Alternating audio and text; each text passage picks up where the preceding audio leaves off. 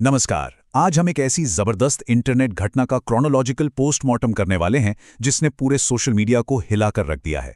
हम बात कर रहे हैं कॉकरोच जनता पार्टी के उदय की।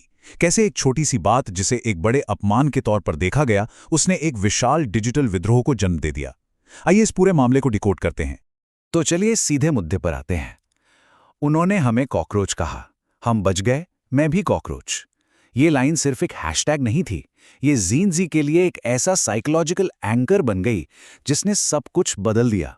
मतलब एक अपमानजनक शब्द को लिया गया और उसे ही अपनी सबसे बड़ी ताकत और पहचान बना लिया गया। आज की हमारी चर्चा का रोड मैप कुछ इस तरह रहेगा। सबसे पहले विवाद की चिंगारी, फिर मीम पार्टी का जन्म, एल्गोरिदम का विस्फोट, वो चीजें जिन्होंने आग में घी डाला, व्यंग बनाम संशयवादी, और आखिर में डिजिटल एक्टिविज्म का भविष्य। एक सोशल मीडिया एनालिस्ट के नजरिए से हम राजनीति, एल्गोरिदम और यूथ कल्चर के इस कॉम्प्लेक्स जाल को समझेंगे। भाग 1, विवाद की चिंगारी। आइए मई 2026 की इस टाइमलाइन पर नजर डालते हैं।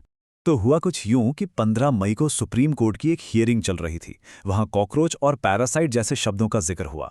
अब हालांकि बाद में यह साफ किया गया कि यह टिप्पणी सिर्फ फेक डिग्री वालों के लिए थी, सभी बेरोजगार युवाओं के लिए नहीं। लेकिन तब तक तीर कमान से निकल चुका था। युवाओं को लगा कि उनके संघर्ष का सीधा सीधा मजाक उड़ाया गया है, और बस इसी चिंगारी ने इंटरनेट पर रातों रात आक्रोश फैला दिया। इसके बाद 16 से 20 मई के बीच जो हुआ वो सच में हैरान करने वाला था। भाग 2, मीम पार्टी का जन्म। आखिर इस व्यंग का स्ट्रक्चर कैसे तैयार हुआ? अब इस पूरे आक्रोश को एक दिशा देने वाले शख्स सामने आए, अभिजीत दिपके। मीडिया रिपोर्ट्स के मुताबिक इनका बैकग्राउंड पब्लिक रिलेशंस में रहा है और ये पहले आम आदमी पार्टी की सोशल मीडिया टीम में भी काम कर चुके हैं। इन्होंने इस गुस्से को समझा और तुरंत voice of lazy and unemployed के नाम से ये पेज लॉन्च कर दिया। यानी उन लोगों की आवाज जिन्हें लग रहा था कि सिस्टम उन्हें पूरी तरह से इग्नोर कर रहा है। तो यहां समझने वाली सबसे जरूरी बात यह है कि ये कोई असली राजनीतिक पार्टी नहीं है जो चुनाव आयोग में रजिस्टर्ड हो। ये पूरी तरह से एक डिजिटल सटायर मूवमेंट है।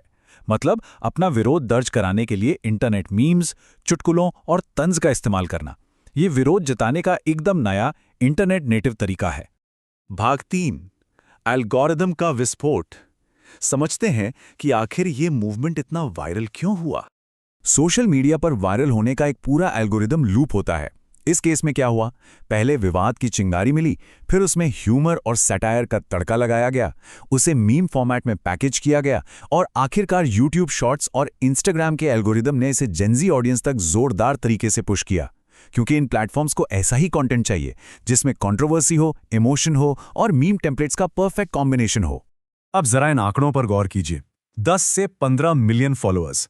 रिपोर्ट्स बताती हैं कि कॉकरोच एंथम और मजाकिया चुनावी कैंपेन्स जैसे वायरल हैशटैग्स के दम पर सिर्फ 4 से 5 दिनों के भीतर फॉलोअर्स का ये आंकड़ा पार कर लिया गया। ये कोई छोटी बात नहीं है। भाग 4, आग में घी। वो कौन सी सामाजिक आर्थिक शिकायतें थीं जिन्होंने इस आंदोलन को हवा दी?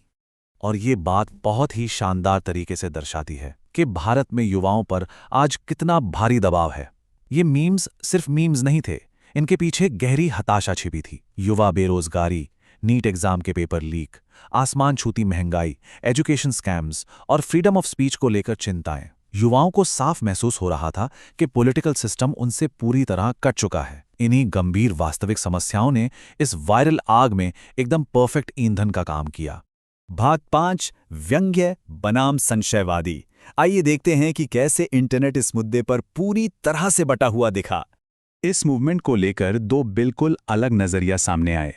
एक तरफ जेनजी समर्थक हैं जिनका मानना है कि युवा आखिरकार अपनी आवाज उठा रहे हैं। उनके लिए एक अपमानजनक शब्द को अपनी पहचान बना लेना और सटायर का इस्तेमाल करना ही आज का मॉडर्न प्रोटेस्ट है। लेकिन दूसरी तरफ कुछ संशयवादी और आलोचक भी हैं। उनका तर्क है कि यह सब मैनिपुलेटेड प्रोपेगेंडा हो सकता है, खासकर संस्थापक के पिछले राजनीतिक बैकग्राउंड को देखते हुए। कुछ ने तो इतनी तेज ग्रोथ के पीछे फेक बॉट फॉलोअर्स के इस्तेमाल का भी शक जताया है।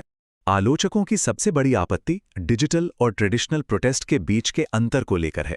उनका कहना है कि एक पारंपरिक विरोध प्रदर्शन में स्पष्ट लीडरशिप होती है, लोग सड़कों पर उतरते हैं, फिजिकल एक्टिविटी होती है।